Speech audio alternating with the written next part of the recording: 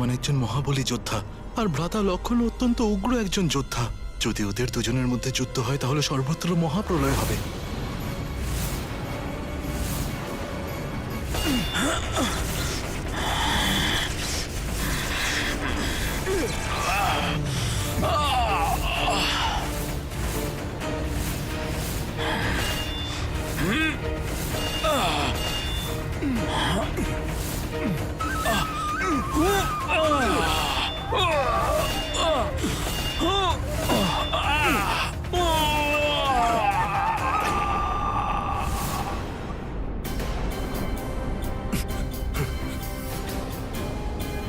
মাতার পরিস্থিতির কথা মাথায় রেখে শীঘ্র আমাকে এই যুদ্ধ শেষ করতে হবে।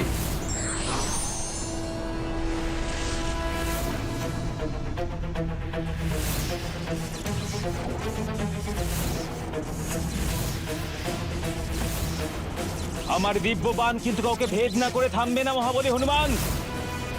তা সে আপনার বজ্রের মতো শরীর হোক বা অন্য কোনো লক্ষ্য। আমাকে এটা মনে করিয়ে দেওয়ার জন্য আপনাকে ধন্যবাদ ভ্রাতা লক্ষণ।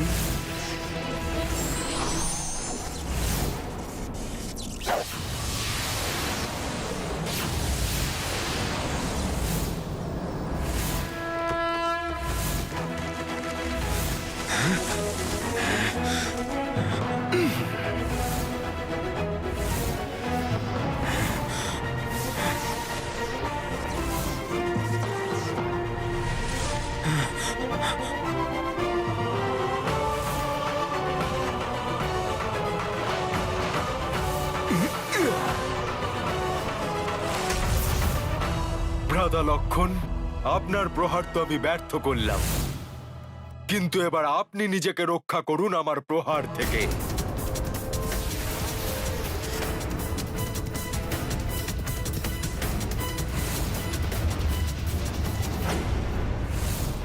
স্বামী, কি অনিষ্টকারী যুদ্ধ এটা! যাতে দুই যোদ্ধা শ্রীরামের জন্যই যুদ্ধ করছে। একজন তার প্রতিজ্ঞা রক্ষা করছে আর একজন রক্ষা করছে তার মন। দেবী, এরকম ধর্মযুদ্ধ যখনই হয় তখন ধর্মকে আপন সম্পর্ক উচ্চ স্থানে রেখে ভক্তি আর ধর্মের প্রতিষ্ঠাকে ক্ষমতা ও মাহাত্ম্য প্রদান করে। কিন্তু কার ধর্ম বেশি গুরুত্বপূর্ণ সেটা কিভাবে নির্ধারণ করা যাবে?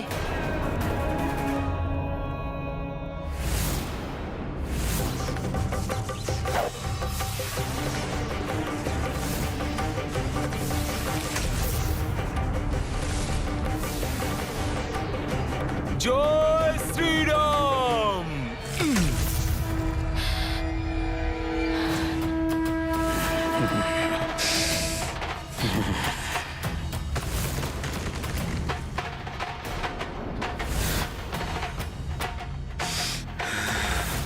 পুত্র হনুমান, আমার স্বামীর প্রতিশ্রুতির বিরুদ্ধে গিয়েও ওনার আর আমার সুখের প্রতি নিষ্ঠাবান, যার জন্য ও যে কোনো আঘাত সহ্য করার জন্য প্রস্তুত। ভ্রাতা, মনে হচ্ছে এই ভূকম্পন তখনই থামবে যখন তাদের যুদ্ধ থামবে। কোনো না কোনো উপায় তো অবশ্যই আছে যা এই মহাপ্রলয়ঙ্কারী যুদ্ধকে থামাতে পারে। একটা উপায় আছে।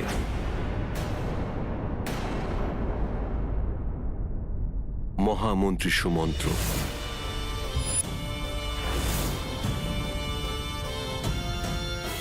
যার পরামর্শে আপনি এবং আপনার ভ্রাতাদের ভূমিষ্ঠ সম্ভব হয়েছে। রাজা রামপাদ দ্বারা তার কন্যা শান্তার দানের দ্বারা শৃঙ্গী ঋষির পুত্র কামেষ্ঠির ব্রত করবার জন্য পরামর্শ উনি দিয়েছিলেন। হনুমানের পিতা মহারাজ কেশরীর ঘনিষ্ঠ বন্ধু হচ্ছেন সুমন্ত্র, তাই হনুমান তার কথা ফেলতে পারবে না। আমি মহামন্ত্রী সুমন্ত্রকে এখানে ডেকে পাঠিয়েছি।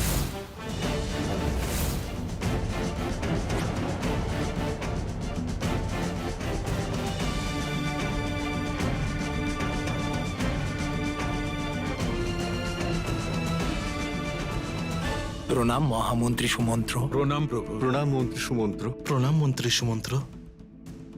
প্রণাম ঋষিবর। আজ আমি আপনাকে এক ভীষণ গুরুত্বপূর্ণ কাজের দায়িত্ব দিচ্ছি। হ্যাঁ মহামন্ত্রী সুমন্ত্র, আপনি বেদ পুরাণ জ্ঞাত, নিয়তির কর্মের সাথে আপনি ভালোভাবেই পরিচিত। এখন শুধু আপনি আছেন যিনি নিজের সহজ জ্ঞানের দ্বারা হনুমান লক্ষণের যুদ্ধটা আটকাতে পারেন। মহারাজ, আমি এই অনিষ্ট রোখবার জন্য আন্তরিকভাবে চেষ্টা করব।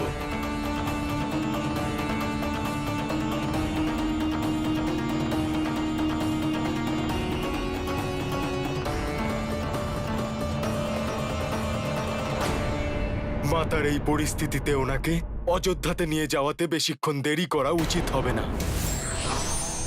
বজ্রাস্ত্র!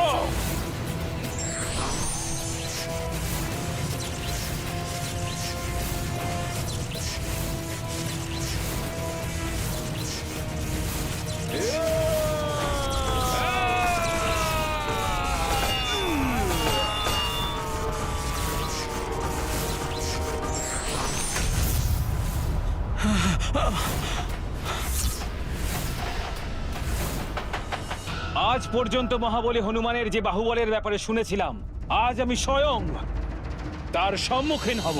এটা আমার সৌভাগ্য নাকি দুর্ভাগ্য সেটা তো আমি জানি না, কিন্তু আজ আমিও একজন রঘুবংশীয় যোদ্ধার সাথে যুদ্ধ করার সৌভাগ্য পাবো।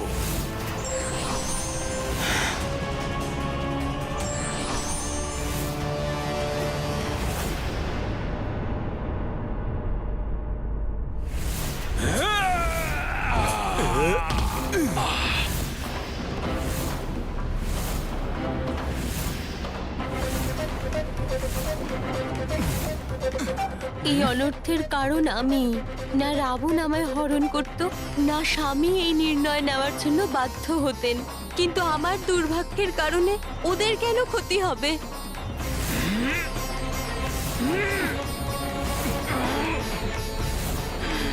আমি যতক্ষণ এখানে থাকবো ওদের যুদ্ধ ততক্ষণ চলতেই থাকবে। এই যুদ্ধকে সমাপ্ত করার জন্য আমাকেই এখান থেকে দূরে যেতে হবে। রাবণ যে সীতাকে হরণ করেছিল এবং কোনো ধোপা ওনার প্রতি অভিযোগ করলে তাতে তো দেবী সীতার কোনো দোষ ছিল না স্বামী। তাহলে উনি এই অভিযোগ নিজের উপরে কেন নিচ্ছেন? দেবী, পাপ, লোভ, ঈর্ষা, অহংকারের বশীভূত দুরাত্মা পাপ কর্ম করে অগ্রসর হয়ে যায়, কিন্তু ওদের পাপের কর্মফল ওদের দ্বারা নির্যাতিতদেরই ভোগ করতে হয়। সেই জন্য পাপীর বিনাশের দ্বারা নয়, বরং পাপের বিনাশ হলেই সংসার অধর্মের হাত থেকে মুক্তি লাভ করে।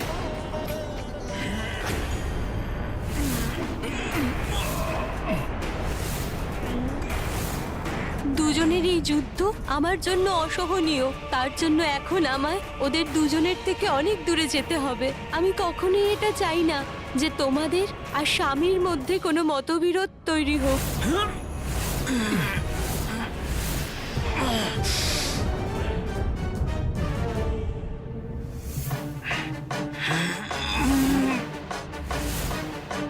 মহাবলী হনুমান, আমি দাদাকে যে কথা দিয়েছি তা পালন করবই।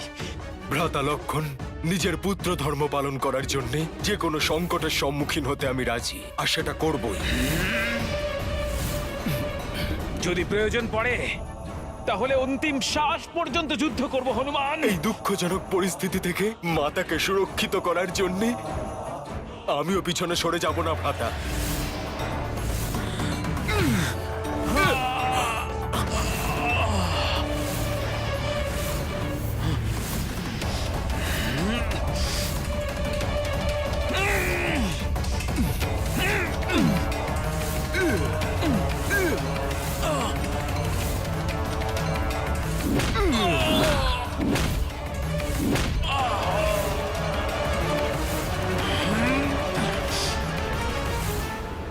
কি হলো মহাবলী হনুমান, আপনি থেমে গেলেন কেন? আর যুদ্ধ করতে ইচ্ছে করছে না নাকি আপনার? ভ্রাতা লক্ষণ, মাতাই যখন এখানে নেই তখন আমরা দুজন যুদ্ধ কার জন্য করছি?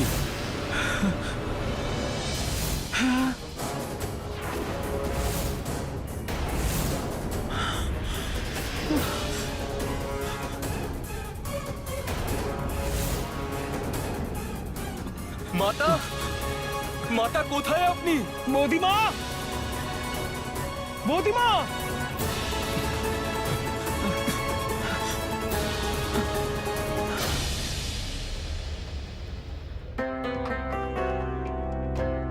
মাতার অলংকার? ভ্রাতা লক্ষণ, মাতা আশেপাশেই কোথাও আছেন। আমাদের শীঘ্রই ওনাকে খুঁজতে হবে। বৌদিমা আমাদের না বলে কেন চলে গেলেন হনুমান? ভ্রাতা লক্ষণ, আপনিও তো ওনাকে সত্যি কথা না বলে এখানে নিয়ে এসেছিলেন, কিন্তু অযথা কথা না বলে, সময় নষ্ট না করে আমাদের মাতাকে খোঁজা উচিত।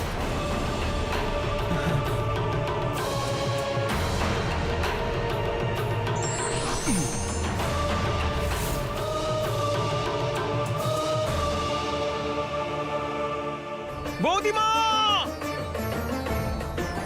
মাতা কোথায় আপনি? বৌদিমা কোথায় আপনি?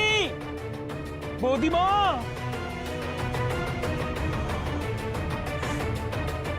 বৌদিমা! বৌদিমা কোথায় আপনি? বৌদিমা! মাতা, বৌদিমা! কোথায় আপনি? মাতা আপনি কোথায়?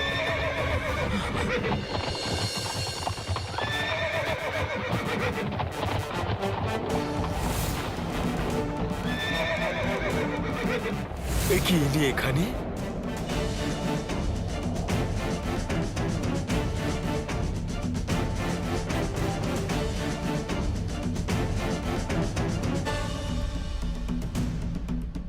প্রণাম মহামন্ত্রী সুমন্ত্র। আমার প্রণাম গ্রহণ করুন।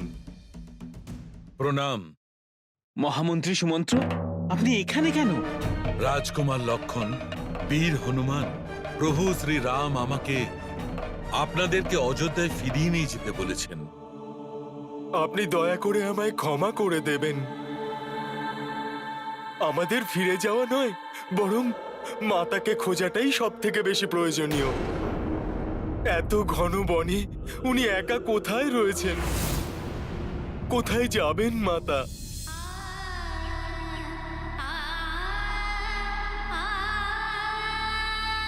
এই প্রসন্নতার মুহূর্তে আমি তো প্রভুর থেকে কোনো চমকপ্রদ উপহারের আশা করছিলাম, কিন্তু আমার নিয়তিতে তো অন্য কিছু লেখা আছে।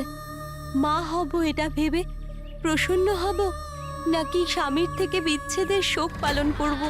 এমন কষ্টে মাতা রয়েছেন যে উনি একা একা বসে কাঁদবেন। আমি সত্যি বলছি, ওনাকে পুনরায় এক অবস্থায় দেখতে চাই না, ঠিক যেরকম আমি প্রথমবার লঙ্কায় ওনার দর্শন পেয়েছিলাম, প্রভুর বিরহে একান্তে কাঁদতে।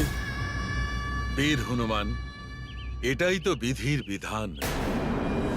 এইটা বোঝানোর জন্যই তো প্রভু শ্রী রাম আমাকে এখানে পাঠিয়েছেন। সত্যি বলতে কি, প্রভু এই মুহূর্তে এই পরিস্থিতিকে রাজধর্মের দৃষ্টি দিয়ে দেখছেন, কিন্তু আমি জানি ওনার মনের দৃষ্টি তো মাতার উপরেই আবদ্ধ। সেই জন্য সর্বপ্রথম মাতাকে খুঁজে বের করতেই হবে আমায়। বীর হনুমান, আপনি সর্বদা উচিত কথাই বলেন, কিন্তু আমি প্রভু শ্রী রামের অবস্থা দেখেছি। উনি শুধু এই বিশ্বাস নিয়েই আমাকে এখানে পাঠিয়েছেন যে আপনি আমার কথা শুনবেন। আপনার মনের অবস্থা আমি বুঝতে পারছি। এই পরিস্থিতি যতটা কঠিন আপনার জন্য, ততটাই কঠিন রাজকুমার লক্ষণের জন্য, আমার জন্য, পুরো অযোধ্যাবাসীদের জন্য। কিন্তু এটাই নিয়তি, এর পরিবর্তন হবে না। আপনাদের এটা বোঝা প্রয়োজন বীর হনুমান। সত্যি বলতে কি, যদি এটা নিয়তি হতো তাহলে খণ্ডানো যেত না, কিন্তু ওই ধোপার কুবুদ্ধির কারণে হওয়া এই পরিস্থিতিকে তো শোধরানো যেতে পারে। না বীর হনুমান, এই ঘটনাও পূর্ব নির্ধারিত, যে বিষয়ে আপনি আর প্রভু শ্রীরাম অনবগত আছেন। আর এর কারণ একটি অভিশাপ।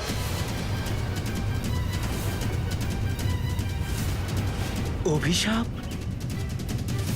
কার অভিশাপ? আর কিরূপ অভিশাপ? সেই অভিশাপ যেটা দেবর্ষি নারদ শ্রী হরিকে দিয়েছিলেন। দেবর্ষি তো শ্রী হরির অর্থাৎ প্রভু শ্রীরামের ভক্ত। তাহলে উনি এরকম অভিশাপ কিভাবে দিতে পারেন যাতে প্রভু আর মাতা সীতা একে অপরের থেকে দূরে যেতে বাধ্য হন? আমি বলছি বীর হনুমান, একবার দেবর্ষি নারদের একটা বিষয়ে অহংকার হয়েছিল যে উনি মোহ মায়ার বন্ধন থেকে ঊর্ধ্বে উঠেছেন। যেখানেই যেতেন সেখানেই উনি এই অহংকার জাহির করতেন। দেবর্ষি, মতিমুক্তার এই মালা উপহার হিসেবে গ্রহণ করুন। নারায়ণ নারায়ণ। দেবরাজ, মোহমায়ার এই নারদের জীবনে কোনো স্থান নেই। আপনি এই মালা বরং তাকে দিন যার ধন সম্পদের লোভ আছে। প্রণাম পিতাশ্রী। দেবর্ষির উপাধি আপনি তাকেই দিন যে উপাধি পেতে ইচ্ছুক। মোহমায়ার ঊর্ধ্বে উঠে গেছে এই নারদ।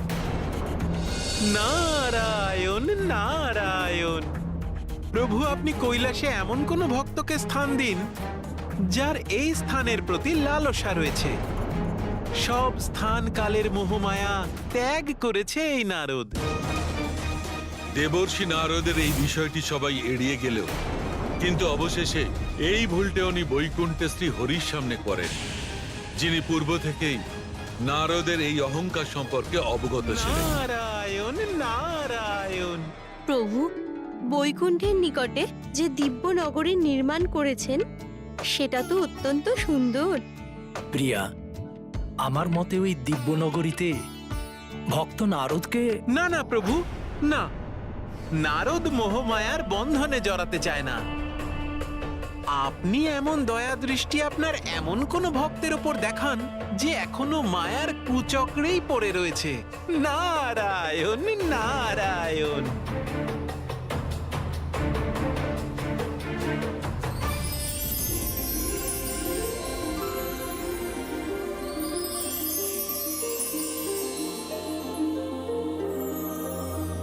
দেবর্ষি নারদ, আমি আপনার এই মোহমায়ামুক্ত কথাতে অত্যন্ত খুশি হয়েছি, কিন্তু বৈকুণ্ঠ থেকে যাবার সময় ওই নবীন দিব্য মায়ানগরীকে দেখে তার আকর্ষণে হারিয়ে যাবেন না? আপনি এ নিয়ে একদম চিন্তা করবেন না প্রভু। নারদ কি আর কোনো কিছুতেই লোভ দেখাতে পারবে না, কারণ নারদ তো মোহমায়ার অনেক ঊর্ধ্বে উঠে গেছেন। নারায়ণ নারায়ণ। আচ্ছা, তারপর কি হলো? দেবর্ষি নারদের অহংকার ওনার দ্বারা দেওয়া এই অভিশাপের রূপ নিল কি করে? বৈকুণ্ঠ থেকে যাবার সময় দেবর্ষি নারদের সঙ্গে যা কিছু ঘটেছে এটা তারই পরিণাম। দেবর্ষি নারদের এই বিষয়ে বিশ্বাস ছিল যে নবীন নগরীতে ওনার দৃষ্টিও পড়বে না, কিন্তু উনি তো তাতেই প্রবেশ করলেন। কোনো অবস্থাতেই মোহিত হব না আমি। এই নগরী না দেখেই আমি এগিয়ে যাব। নারায়ণ নারায়ণ।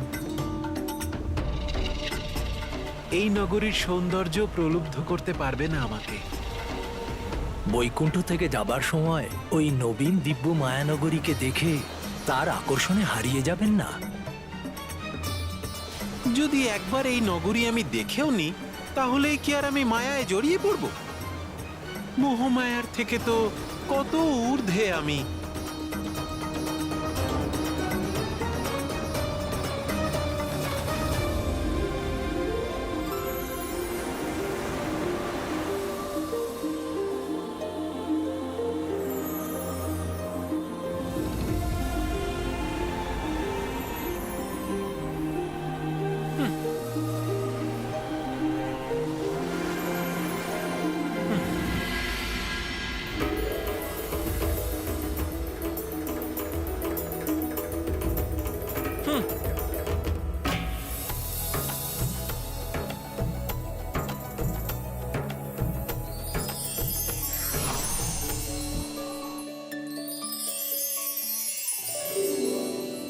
কাল তো আপনি আপনার জীবন সঙ্গীকে বেছেই নেবেন। কে এই নারী? মোহমায়া নয়? এ কেবল কৌতূহল আমার। রাজকুমারী, কিছু ভেবেছেন আপনি? কাল স্বয়ংবরে আপনি কাকে পছন্দ করবেন?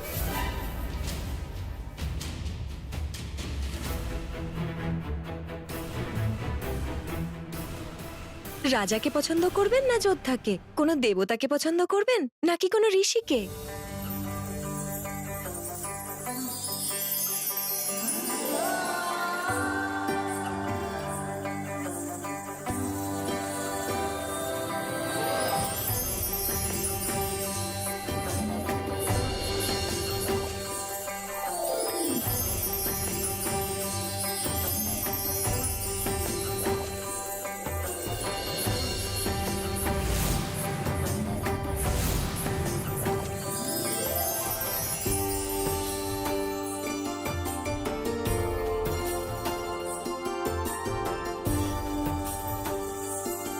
বিশ্বমোহিনী তো তাকেই পছন্দ করবে যে প্রভু শ্রী হরির মতো হবে,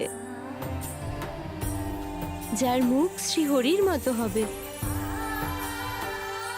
যার রূপ শ্রী হরির মতো হবে।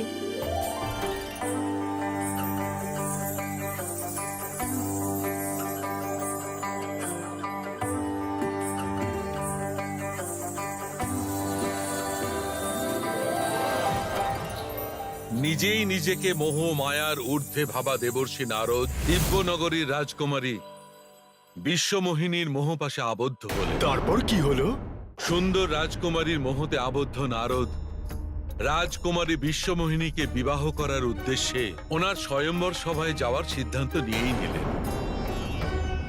ওই সময় ওনার রাজকুমারীর সব কথা মনে পড়ল, যখন উনি বলেছিলেন যে উনি তাকেই স্বামিত্বে বরণ করবেন যিনি শ্রী হরির মতো। তাই সেই মুহূর্তে মহর্ষি নারদ শ্রী হরির কাছে গেলেন। বিশ্বমোহিনী তো তাকেই পছন্দ করবে যে প্রভু শ্রী হরির মতো হবে, যার মুখ শ্রী হরির মতো হবে। হরিমুখ, হরিমুখ, হরিমুখ। আপনার আবার কি হলো দেবর্ষী নারদ? প্রণাম প্রভু। হে প্রভু বিষ্ণু, হে প্রভু নারায়ণ, হে শ্রীহরি, আমাকে কৃপা করুন প্রভু, আমাকে হরিমুখ প্রদান করুন।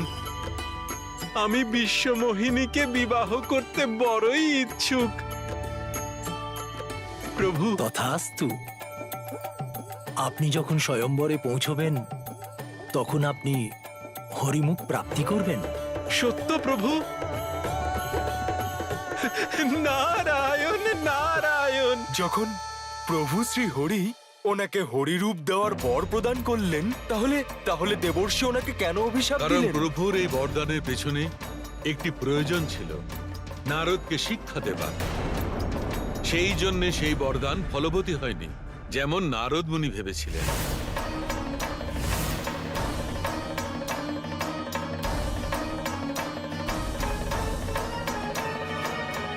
এ কি ধরনের সং সেজেছেন উনি? দেখতে তো একেবারে ভিন্ন লাগছে।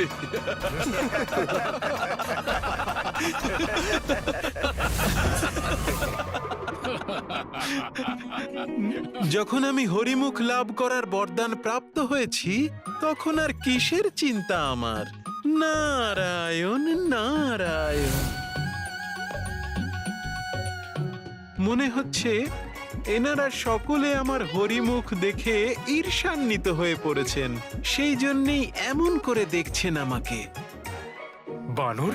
ওনার বানরের মতো কেন মুখ হলো? কারণ বানরের অপর নাম হচ্ছে শ্রীহরি। এই কথাটি নারদমুনি বর চাইবার সময় ভুলে গিয়েছিলেন। রাজকুমারী যখন স্বয়ম্বর সভায় এলেন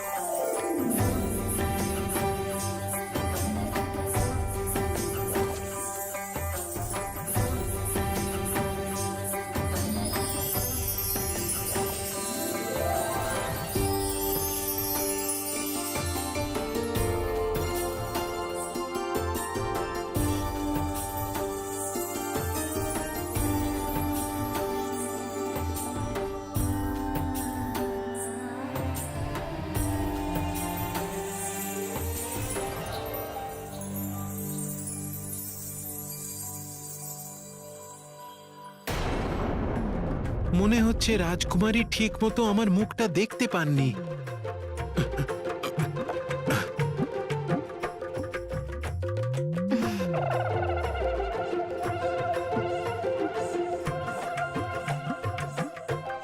রাজকুমারী, একবার আপনি আপনার দৃষ্টিকে কেন্দ্রীভূত করে আমার মুখের দিকে তাকান। আমার মুখ তো ঠিক তেমনই, যেমন পতি লাভ করার বাসনা আপনার ছিল। আপনি আমার হরিমুখকে এমন করে উপেক্ষা কেন করছেন? আপনার তো শুধু মুখই নয়, সমস্ত ক্রিয়াকলাপও বানরেরই মতো। এই বানরকে ভিতরে প্রবেশ কে করতে দিয়েছে? হরিমুখ অর্থাৎ বানর মুখ ওনার, নিজেও বানর।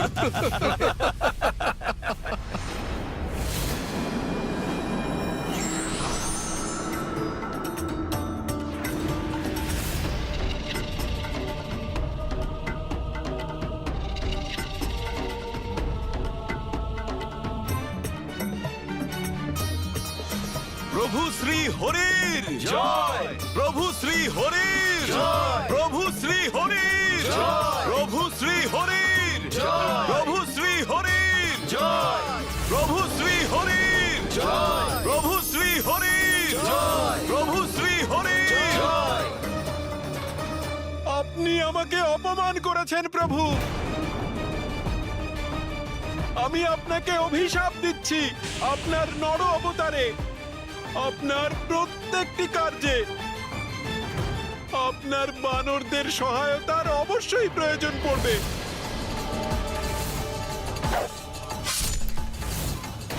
আর যেভাবে আপনি আজ আমায় দুঃখ দিলেন প্রভু, ঠিক সেইভাবে পত্নী বিচ্ছেদের দুঃখ আপনাকেও সহ্য করতে হবে।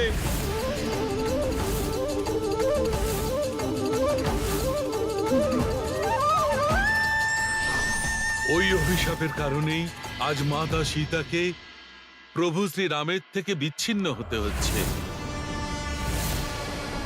যদি এটা নিয়তি হয়, তবুও আমি মাতাকে বনে একাকী কিভাবে রেখে যেতে পারি? বীর হনুমান নিয়তি এই ঘটনার সঙ্গে সঙ্গে এই স্থানটিকেও স্থির করে রেখেছেন, যেখানে মাতা সীতা আশ্রয় লাভ করবে। ওখানে অনেক মুনি ঋষির আশ্রম আছে।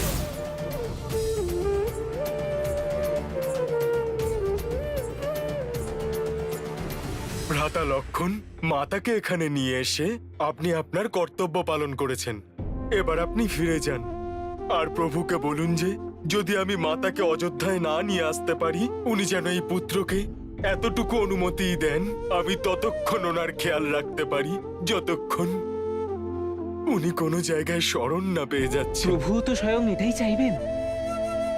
বনবাসেও প্রভু কখনো মাতাকে একাকী ছাড়েননি। আমাদের দুই ভ্রাতার মধ্যে সর্বদাই কেউ না কেউ ওনার সঙ্গে অবশ্যই থাকতো, একমাত্র সেই দিনটি ছাড়া যখন রাবণ ছলনা করে আমাকে আর দাদাকে বৌদি মায়ের থেকে দূরে পাঠিয়ে দিয়েছিল। ভ্রাতা লক্ষণ, তাহলে আপনি আমাকে আজ্ঞা করুন যাতে আমি শীঘ্র মাতাকে খুঁজে বের করতে পারি। মহাবলী হনুমান, বৌদি মায়ের খেয়াল রাখবেন।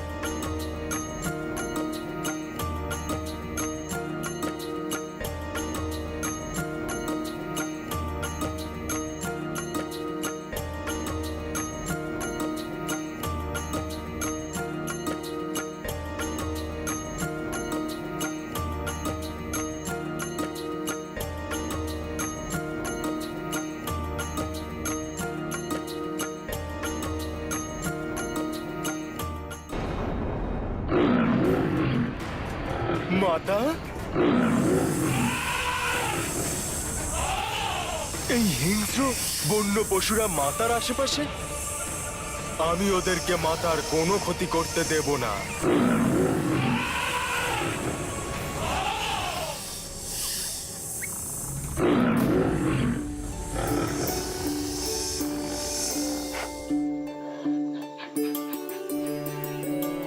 কিন্তু এরা সকলে তো মাতার কোনরূপ ক্ষতি করার চেষ্টা করছে না।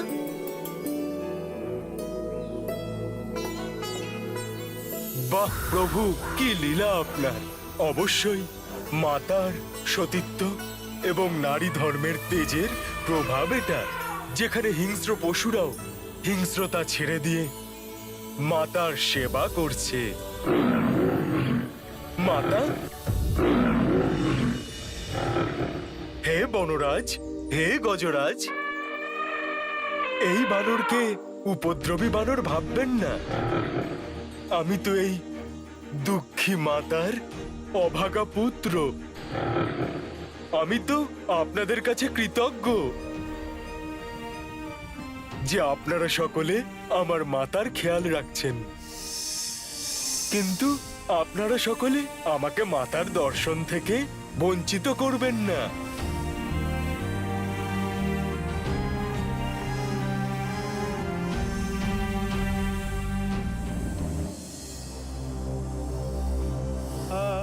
মাতা,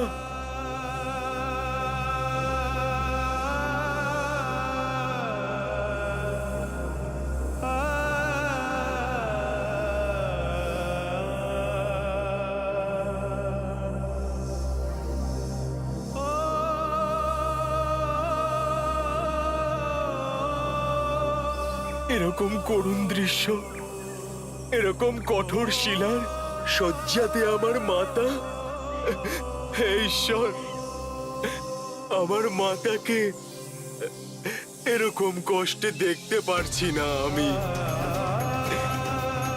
হে ভূদেবী, মাতা সীতা তো আপনার পুত্রী। হে বনদেবী, মাতা ভূমিপুত্রী হওয়ার কারণে আপনার বোন হয়। মাতাকে সাহায্য করুন, এই কঠোর পরিস্থিতিতে এনাকে সুখের একটু ছায়া প্রদান করুন।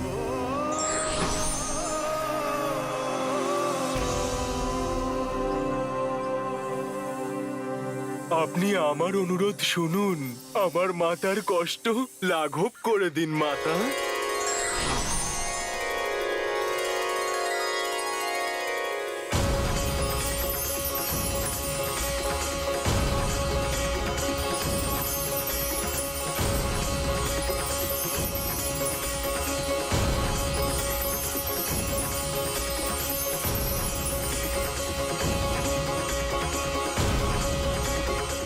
ভূদেবী, বনদেবী, আমার মাতার কষ্ট দূর করে দেওয়ার জন্যে আপনাকে শত কোটি প্রণাম।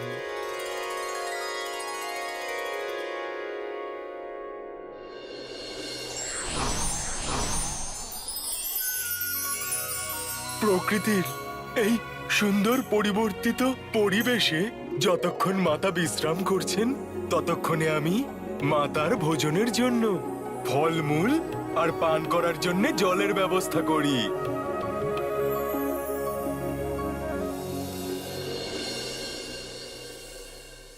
শুধুমাত্র এইটুকু জলে কি হবে? বনে হেঁটে হেঁটে মাতার চরণও ক্লান্ত হয়ে গেছে হয়তো। মাতার চরণ ধুইয়ে দেওয়ার জন্যেও তো আরো জলের প্রয়োজন পড়বে।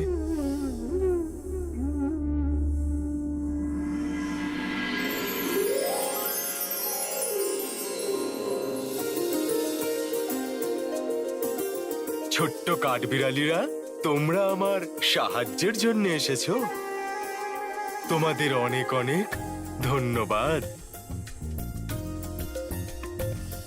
শুধুমাত্র ভূদেবী বা বনদেবী নয়, এখানে তো ওনার সন্তানেরাও মাতার জন্য নিজেরা সেবা করতে চলে এসেছে।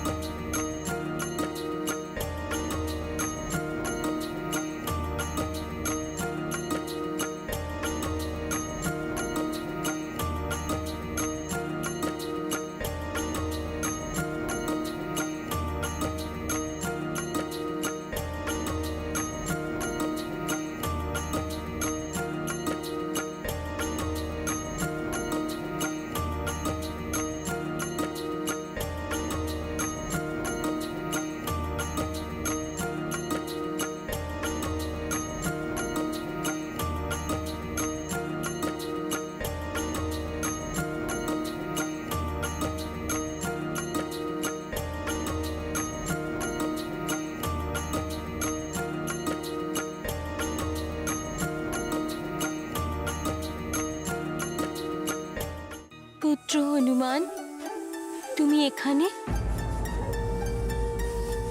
এই সময় তো তোমার প্রয়োজন আমার থেকে বেশি রঘুনন্দনের।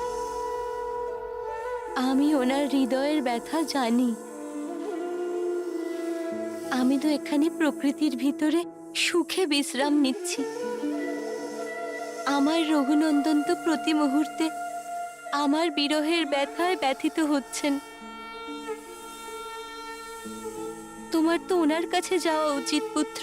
ক্ষমা করে দেবেন মাতা। প্রভু তো নিজের ভ্রাতা আর মাতাদের কাছে রয়েছেন, কিন্তু আপনার এই পুত্র নিজের মাতাকে বনে একা রেখে দিয়ে কি করে চলে যেতে পারে? মাতা, এসব যা কিছুই হয়েছে তা সত্যি অনুচিত। কষ্ট পেও না পুত্র। আমাকে ত্যাগ করার নির্ণয় অযোধ্যার রাজা রামের নির্ণয়। তোমার প্রভু আমার স্বামী রঘুনন্দনের না।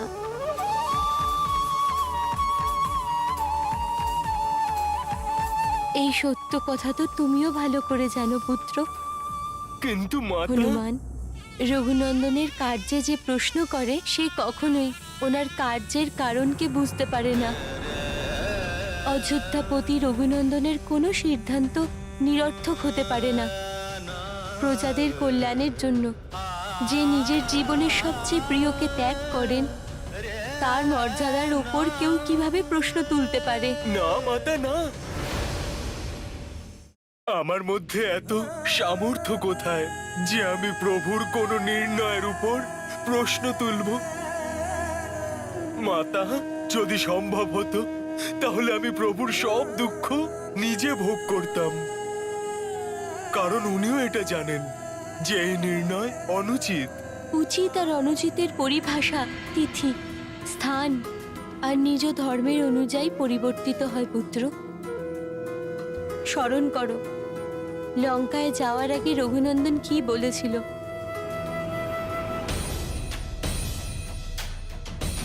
অযোধ্যার রাজা রাম যা করেছেন উচিতই করেছেন।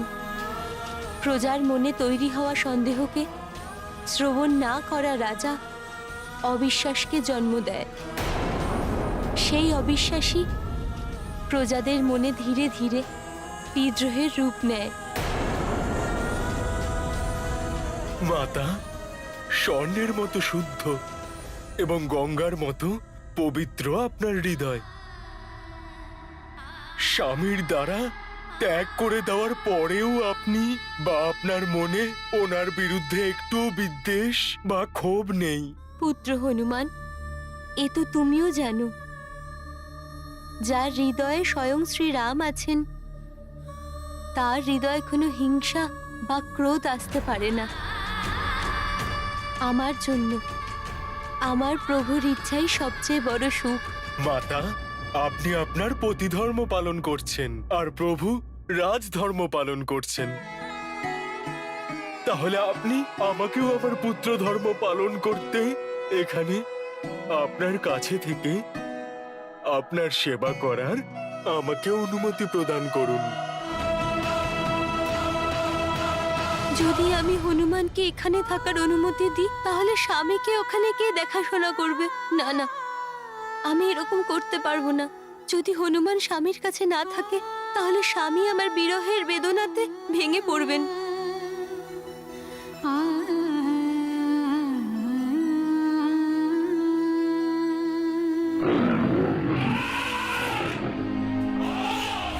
দুটো ফুল, অর্থাৎ মাতার গর্ভে দুটো নতুন ফুল ফুটতে চলেছে।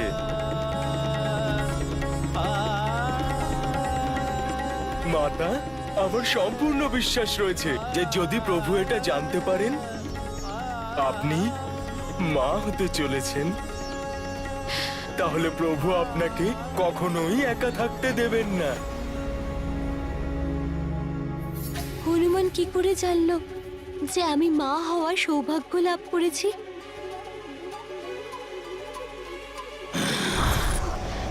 কি সুন্দর সুগন্ধ! এটা তো কোনো নতুন শিশুর সুগন্ধ মনে হচ্ছে। শিশুই হলো আমার সর্বাধিক প্রিয় আহার। আর এই সুগন্ধ তো একটা নয়, দুজন শিশুর উপস্থিতির সংকেত আমি পাচ্ছি। সেই শিশু হয়তো জন্মে গেছে বা জন্ম হতে চলেছে। আমার এরকম কেন মনে হচ্ছে যে আমার সন্তানদের ওপর কোনো সংকট আসতে চলেছে?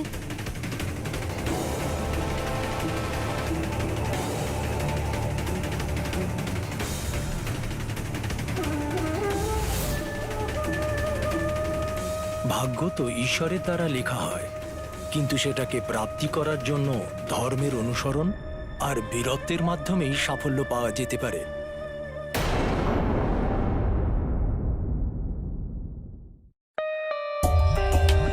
For more updates, subscribe to our channel, click the show links and enjoy watching the videos.